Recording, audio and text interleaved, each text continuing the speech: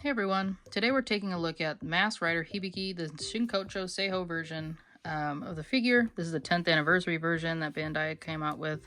For the first time they put this on premium Bandai. I didn't really think they were going to do it, but I'm glad they did. So it does come in this nice shipper box. I'd already opened this guy a long time ago, but it has 10th anniversary version and then the Japanese name there, and then it's got the barcode. Then on the inside of the box,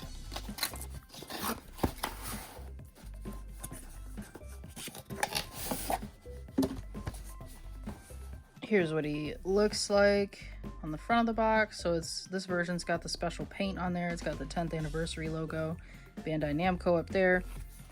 The side just says Masked Rider Hibiki, 10th anniversary version. And then on the back, you can kind of see what he looks like. He comes with the 10th anniversary stand, some of his accessories right here, a couple warning labels, of course don't eat it, and then another barcode. If you want this guy, I think he might still be in stock at Premium Bandai. I know he stayed in stock when Kabuto sold out like pretty fast. So yeah, let's get him open and take a closer look. So here he is in his packaging. The figures from the Shinkocchou Seihou line all come like this. So it comes with the figure in the front. And then if you lift him out of here, you'll see all his accessories and then the stand in the back, which is really nice. It's pretty cool that this guy comes with a stand. Most of them do not. But yeah, so let's get him out of his plastic. And here's Masked Rider Hibiki, the 10th anniversary version, in all of his metallic glory. I know the original one was just like regular plain purple, but I like the way they did this, like iridescent kind of like beetle type armor. You kind of see that it changes when you hit the light. So it's a really nice deep red. The sculpting is really nice. This is, of course, mimicking the actual suit actor, so that's why his proportions look pretty good. The silvers are nice and shiny. His horns are nice. He's got the gold up here.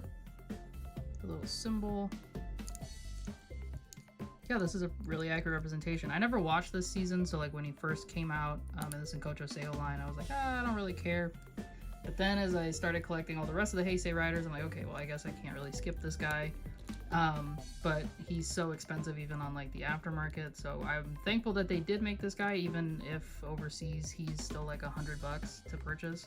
But I like him. I think he's worth it. So let's get into his articulation real quick. So his head, and again, it's a masked character, so he's not gonna look up that much. He looks up that much. He looks down that much.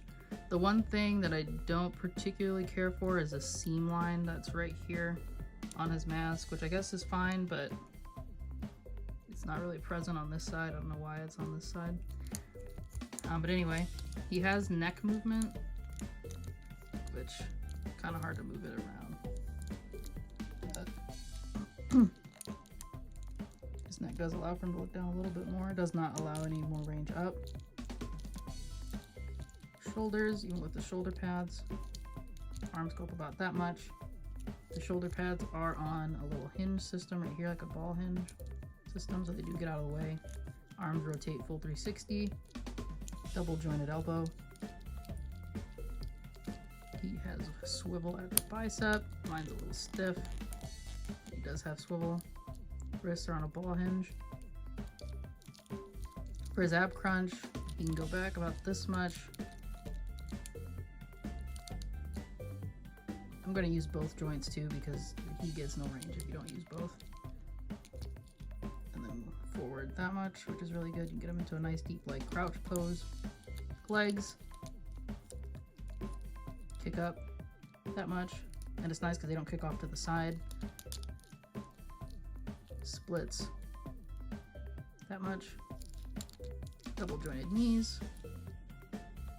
And I like the color of plastic they chose for the inside, even though this isn't shiny, iridescent plastic. I do like what they did with that, so it kind of blends in. He's got the kneecap there. Then for the feet, they point up about this much, go down about that much. He does have a nice ankle pivot, and then he has the toe joint right here, which is really nice. Sculpted well, done well. Yeah, his articulation is great. I don't really see how they could improve much more of it.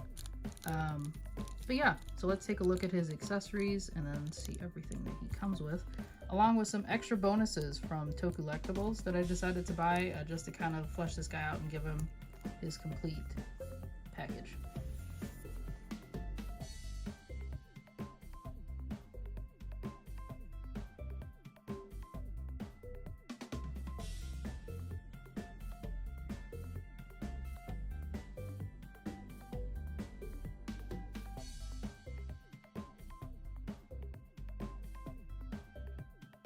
And now for some of the accessories that I purchased that did not come with the figure. This is like his flaming sword effect.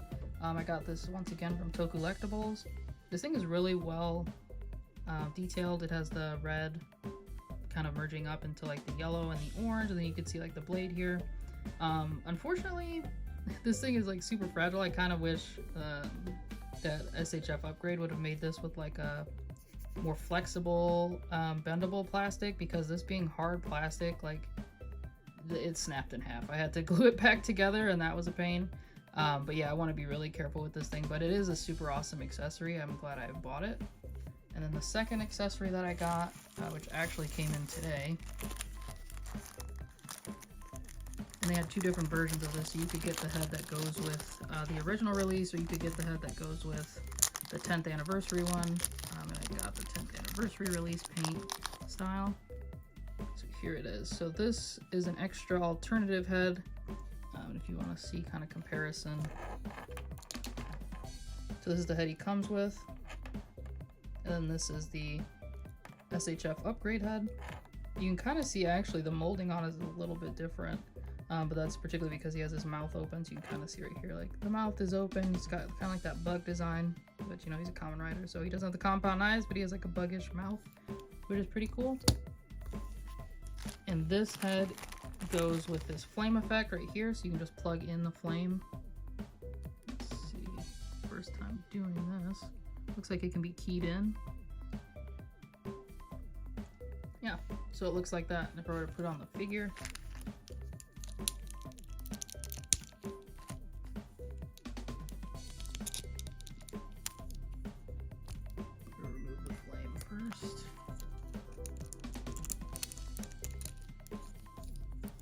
if it doesn't go on, I might have to heat it up and then put it in pictures afterward, but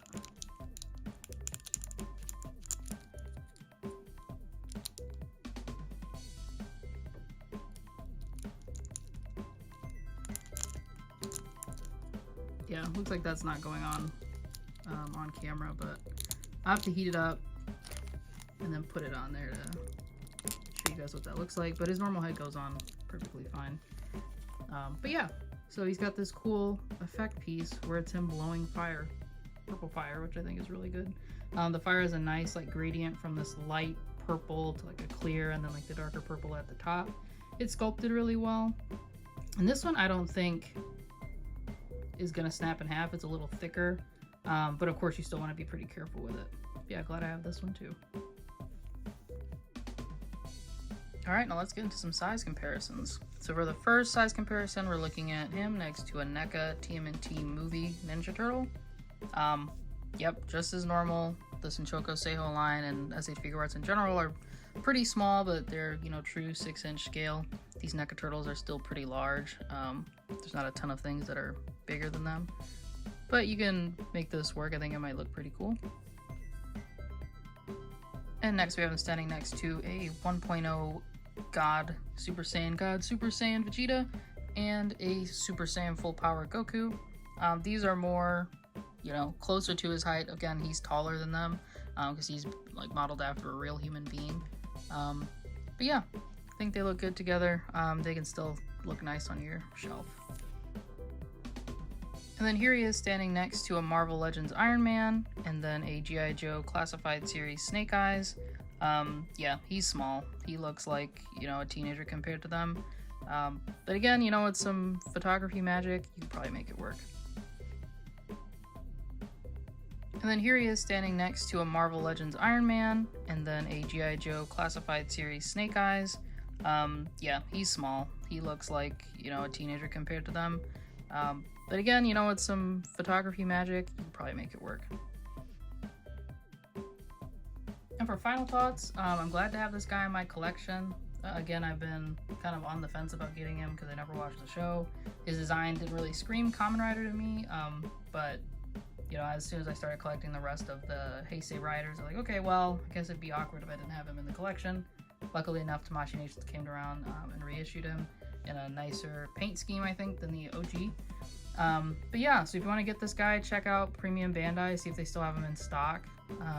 He was not like a super hard to get pre-order. Again, Kabuto was the one that was hard to get. But yeah, other than that, let me know what you guys think down in the comments about this guy and if you're gonna pick him up. Have a great day and see you in the next video.